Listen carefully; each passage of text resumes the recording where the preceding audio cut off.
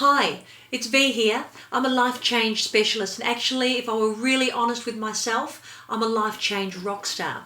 After being a professional singer and performer for over 30 years, I really feel like the day that I decided to change my life, I became the rock star in my own life. I wasn't just performing, I wasn't just getting on stage and putting on an act and getting paid for it. I was actually truly in my heart, in the deepest part that I connect with myself, I really felt like I was a rock star. You know, that's a mindset. And what I want to share with you is a situation that I had today when I was examining for a secondary school for their music, for their VCE music students. And it was really interesting because these students were coming in, and as they were coming in, I'd ask them the one question that I knew was really going to set them up and give them that mindset that was really going to set them up for the rest of the exam.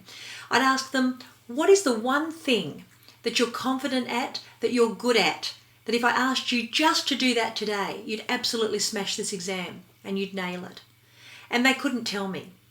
And it was really apparent, like many of us, and I'm sure you're listening right now, that we're not in a success mindset when we go into auditions, job interviews, exams, even our first meeting with someone. Maybe it's a first date, but having that state, that absolute state, that congruent, committed and incredible energetic state that no matter what happens, I'm going to do the best that I can possibly do with the resources that I've got right now, and I can't make a difference to the outcome because it relies on that person also having an opinion and having some kind of say on how this is all going to pan out. But we don't. And even though I don't believe failure is even an option for anybody, if you do, and you're spending time thinking about what you don't have, what you haven't done, what you're missing, what you're not good enough at, and what other people are thinking of you, then you're setting yourself up and putting all your time and energy into thinking about the possibility of failure. Now you think about that, and then think about the other side, the opposite of that. Walking into an audition, walking into a job interview, walking into a first date, walking into your exam and going, you know something?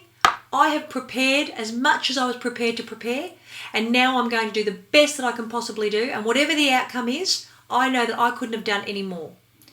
How do you get from that mindset to that mindset?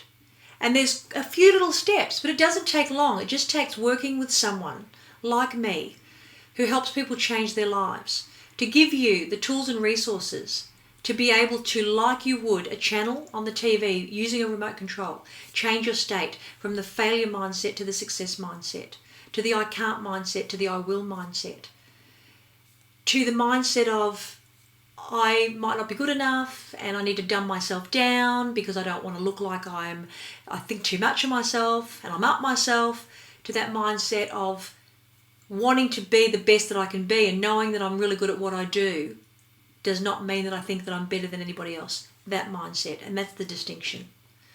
And you might also find that with that distinction comes a mindset where when you look at someone else who looks like they're really confident, you stop looking at them and thinking that they think they're better than everyone else.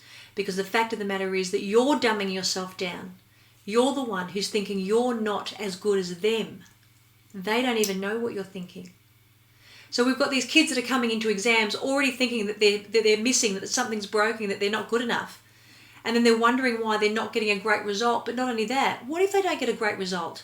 That result doesn't define them. That doesn't mean that they can't go on to do incredible things in their life. Far out. We could mention 1,000 people. I mean, Einstein was told that he was an idiot.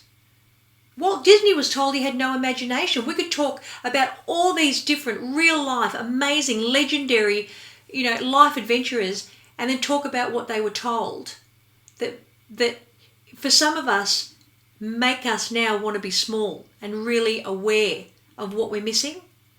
But in those cases, they didn't listen to it. They just stayed in that mindset, that total, complete state of committed mindset, do the best that they could possibly do, be the best that they could possibly be. I remember the time that I made a decision in my life to make myself small. I remember like it was yesterday. But right now is the time for me to share that with you. What I would like to share with you is that if you're in a mindset right now that you want change, we want more control over how you feel in those kind of situations, where you know that you would benefit from being able to go from an I can't state to an I absolutely bloody will state, then PM me and let's start working together. It's not a great investment.